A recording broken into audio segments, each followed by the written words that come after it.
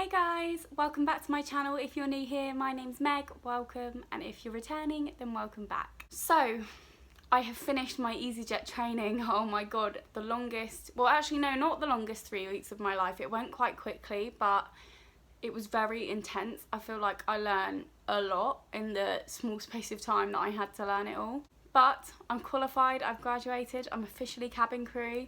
Haven't had my first flight yet. I am currently on my days off. I've got like a whole week off, which is quite nice before I fly. I'm so scared, literally so scared about my first flight, but really excited as well. I feel like once I get my first flight out the way, I'll feel a bit better about it, but I just really don't know what to expect. So yeah, it was intense, it was tiring. I'm still recovering now, but I had the best 3 weeks. I met some amazing people, made some new friends, and obviously the main thing is that I now know what I'm doing, I think, for when I step onto that aircraft on Sunday. So yeah. One thing that I found really helpful in the lead up to my training was a girl that I watched on YouTube who is cabin crew with Easyjet. She made a training video, like what the training was like. Obviously I knew that my training wasn't going to be identical to hers, but I sort of had a rough idea of what it would be like. I knew what I needed to take with me, and I just thought it was a really helpful video, so I thought I would do one. Obviously this may only be interesting to cabin crew, but if you're not cabin crew and you just want to know how my training went, then please keep watching. So my training officially started on the 18th of February, but the day before, the 17th, I had my medical and my uniform fitting, which was really exciting. When you first get offered the job with Easyjet, you get asked to go and get an eye test done. I've never had an eye test in my life, but I've been saying for a while that I think I might need glasses. Not in general, but just like when things are quite far away from me, like for example the TV, I can't necessarily see the writing if it's too far away. So I went into this eye test fully expecting them to say that I needed glasses of some sort, but apparently not. Apparently my vision's perfect. So that was good. Anyway, the optician will fill out the form and you have to take this with you to your medical. So what does it consist of? Basically, you go in and see the nurse. She takes your blood pressure, which I absolutely hate having my blood pressure done. I'm really, is it squeamish? Is squeamish the word? I really don't like the way that it feels on your arm, like when it puts the pressure on your arm, and it makes me lightheaded every time I have it done. I have it done quite often because it's as part of my pill checkup. I have to have it as well. But I'm still not, like, I'll never get used to it. I hate it. Obviously, normally you have to have it done twice, but mine didn't work the first time, so I had to have it done 3 times in total, and I was literally sat there like, I'm going to pass out in a minute. But I didn't pass out, I was fine. But it wasn't very nice. I can't even look at it, like I can't even look at it on my arm because it literally, can't do it. What else did she do? She did like a whisper test where she stood behind me and whispered something and I had to repeat what she'd said. And you have to pee in a pot. Not the most glamorous of things, but yeah, you have to do that. So take a drink with you, is all I can say. And then after you've seen the nurse, you go in to see the doctor, and he just does like the standard things, like he checks your ears, your mouth, your heart, and all that stuff, and he takes your eye test form off of you as well. And then after your medical, you will have your uniform fitting, which is really exciting because you get to try on the uniform. They may ask you to size up from your normal size. If they do, don't be offended. They're not saying that you're fat. They're taking into consideration the fact that you bloat when you're in the air. For the uniform, this is just girls, obviously. I'm not sure how the boys one works, but for girls, you get to choose what you want. So you get 3 shirts. You can either choose 3 short sleeved, 3 long sleeved, or a mixture. I got 3 short sleeved, purely because I don't really like long sleeved shirts. Like I always feel like a bit of a man in long sleeve shirts. So I got 3 short sleeved, and then you can choose 2 bottoms or 1 bottom and 1 dress. So for example, you could have 2 skirts, 2 trousers, 1 skirt, 1 pair of trousers, 1 skirt and 1 dress, or 1 pair of trousers and 1 dress. That sounds confusing, I know, but I'll tell you what I got to make it a bit more clearer. So I got 1 skirt and then I got 1 dress as well. I got the, you will have seen it in my Instagram pictures if you follow me on Instagram, but it's basically just a black dress with an orange belt. It's really nice. It's literally my favourite piece of uniform. You don't obviously get your tights or your shoes. You have to buy those yourself. I mean, the tights, I just get 30 denier from any shop that sells tights. And I bought my heels from Marks and Spencer's. So these are my heels. So you can see they've got like the block heel, and they're just plain black leather. Yeah, I got them from Marks and Spencer's. They were £25 because all of the other websites that I was looking on, they were like 60 quid for a pair of shoes, which I know that I'm going to wear them a lot, but I couldn't justify that. So yeah, I found those in Marks and Spencer's for £25, which was really good. So if you're crew and you're looking for a cheap pair of crew shoes, M&S is the one. I wore them every single day for my training so that I would break them in before I started flying. And also as soon as we got our uniform, we had to wear uniform standards. So now I don't even feel like I'm wearing heels. It's really weird. The first day that I wore them, my feet were killing me, and now it just feels like my normal shoes. So yeah, they're really comfortable, they're affordable, and they look nice as well. On the day, you also try on your blazer and your coat that you get with it as well, and I think that was it. When you actually receive your uniform, you will obviously get everything that you ordered. So when you try it on at your uniform fitting, they are just seeing what size you need. They order it in for you, and you'll normally receive it at the end of your first week of training. So you get whatever you've chosen. So I got my 3 short sleeve shirts, a skirt, a dress. Girls obviously get their necktie. We get a trolley bag and a handbag.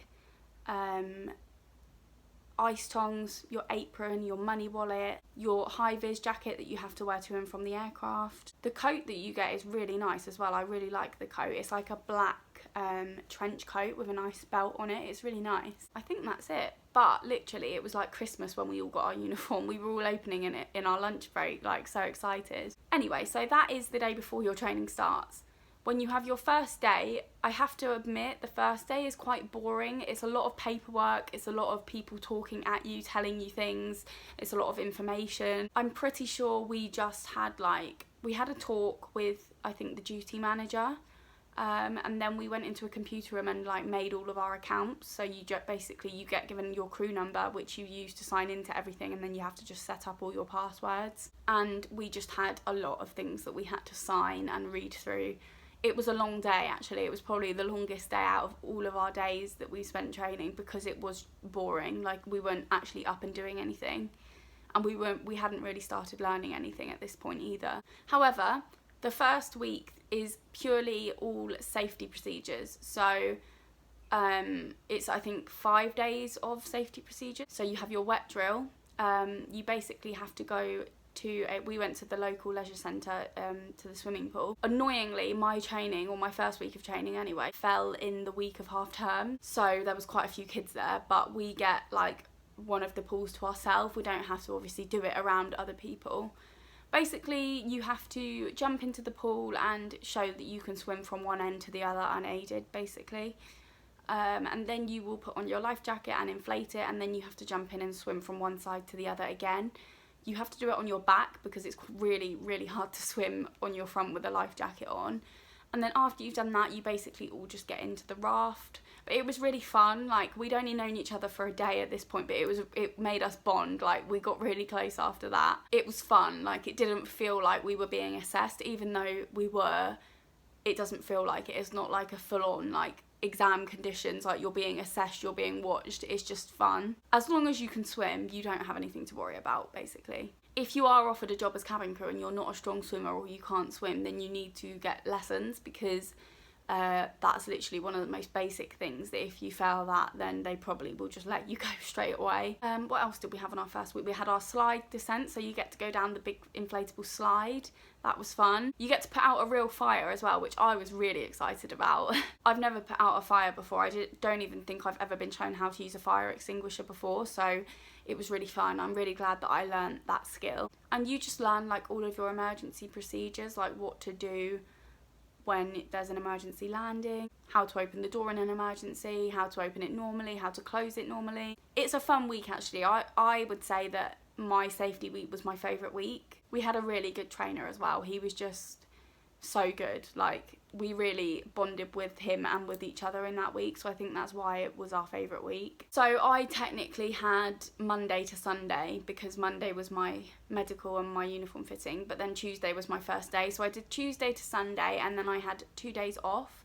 They recommend that you take 1 day off to sleep and chill and not think about anything to do with aviation or cabin crew or anything, which is what I did. I just chilled, I caught up on my soaps, I had a lay-in, it was lovely. You know, depending on where you live or whether you choose to stay in a hotel, you're gonna be tired because your day starts at 8 AM and doesn't finish until 5. So for example, me, I live about 50 minutes away from Gatwick, but I was getting the train in every day.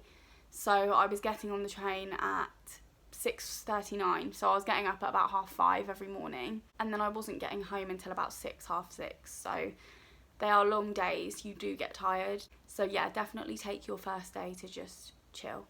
And then on the second day, revise, because you have your exam for whatever you've learnt the week before on your first day back of your second week.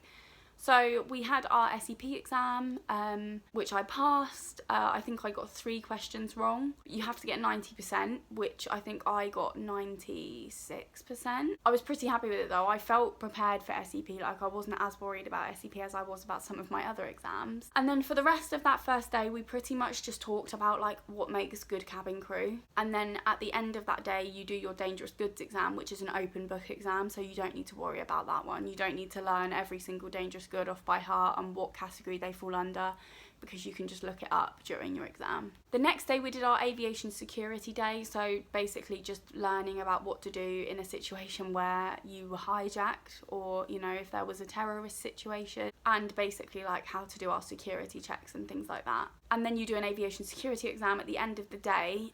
This one threw us all a little bit because obviously we were used to having 2 days to revise, and this one we had to do on the same day. What I will say is a lot of people struggled with it, so if you do struggle with it, don't worry, you're not alone in that one. It's a hard subject to get your head around, I would say, but obviously it is really important, so it's important that you do understand it. And then for the final 3 days of our second week, we did first aid, which was so fun. We got to do CPR, we learnt what to do if somebody's choking. To be honest, that week I felt like I was getting a nursing degree, because I learned about every single illness possible, how to deal with it, what the symptoms are. I've already said I'm really squeamish, so whenever we were talking about anything to do with blood, I was like, no. We even learnt what to do in an emergency childbirth situation. So basically, I know how to deliver a baby. Yeah, it was an intense week, first aid, because you learn things that you're like, I'm never going to remember all of this. But it's just so that you're prepared for any situation that could arise on board. When they're teaching it to you, half the time they're like, I've never experienced this, so don't worry too much about it, but it could happen. It's intense, but you know, you learn some new skills with it. I mean, I've always kind of known how to do CPR, but I've never officially been taught, so it's quite nice that I now actually know the procedure in case I ever do need to do it. We then had 2 days off again, so we did Wednesday to Sunday that week. We had the Monday and the Tuesday off, and then we had our first aid exam on the Wednesday morning, which I passed also. That was my best one actually. I only got 1 question wrong, so I got 98%. Which I was really happy with, because that was the exam that I was really scared for. Like, I literally thought I was going to fail it because I just felt like I didn't know anything. And then your final week after you've done that exam is your customer service week. This week I would say is probably the easiest one out of all of them, purely because most of us that are going into cabin crew have already worked in customer service jobs beforehand, so we have those skills already, pretty much putting what you already have into practice. Obviously there's things that you haven't done before, like the bistro service on board and the boutique service, but a lot of it is like stuff that you've had experience in other areas, in other jobs, do you know what I mean? So it's definitely the most chilled out week out of all of them. The only scary thing obviously is the exam and the safety demo. The safety demo is actually a lot more complicated than I ever thought it was. It's very technical, like there's a lot of things you need to remember about it. Obviously I can't divulge what they are, but it's not as easy as it looks, put it that way. So yeah, you do your exam, you do your safety demo, and hopefully you pass all of that, and then you get to graduate the next day. Graduation was literally like the biggest sigh of relief. We basically all walked in and there's like a red carpet, you get a glass of non-alcoholic Schlur, which is quite nice actually, because obviously they can't serve us alcohol. And then you just sit down and you watch like a congratulations video, people prepare speeches, and then you go up and you get your wings. So you're presented with your certificate. This is mine. It just says this is to certify that Megan Holland has successfully completed cabin crew ground school training on 7th of March 2020. You also get your little name badge, and you get your little wings badge as well, and you get your ID, which I can't show you for security reasons, but you get basically like an ID with your face on it, which is quite nice, because for the whole of training you just get given like a temporary ID, which is just a generic one. It doesn't have your face on it or anything. That was what we were most excited for, I think, getting our name badges and our proper ID. But yeah, it's a really nice day, and then they let you get pictures with everyone, and then you're done and you have a few days off, which is currently what I'm on now. But I do know where I'm flying to for March, so I thought that to end this video I would share that with you. So when you're cabin crew, your first 4 sectors that you do, so a sector is a flight, you are operating as a 5th member of cabin crew. There's normally only 4. Basically this is called a supernumerary, but because you're new they want you to have someone to shadow, so you fly as cabin crew 5 basically. So my first flight as number 5 is to Nice in France, and then I have the following day I'm going to Krakow in Poland. I think that's how you say it, sorry if that's not how you pronounce it. And then my first official flight, as not as a supernumerary, just as a cabin crew member, is to Tenerife, which is a 4.5-hour flight. So yeah, if I'm not used to being cabin crew by then I will be after that shift. And I also have a Zurich in Switzerland, and I'm also going to Faro in Portugal, or Faro, however you say that. Need to learn how to pronounce things if I'm going to be cabin crew. So yeah, even though I don't actually get to visit the countries, I'm so excited to fly there. So yeah, I am really excited but also really nervous to fly. I do also have a lot of standbys, like home standbys, airport and cruise standbys, which obviously I could get called to do a flight for any of those as well. So I might end up going to some more places, I don't know. Let me know what kind of videos you want to see me do. Obviously they don't have to be cabin crew videos because I started my channel not as cabin crew, so I am still going to do my hauls. Eventually, when I can actually afford to buy clothes again, I will do another clothing haul. But obviously it will be fun to go in a different direction and do some more travel based things, and yeah. So I hope you guys enjoyed this video. Thank you so much for watching. If you did enjoy it, then please give it a big thumbs up, and if you want to subscribe then please do, because that would really help me out. Hope you all have a lovely weekend, and I'll see you guys in my next video.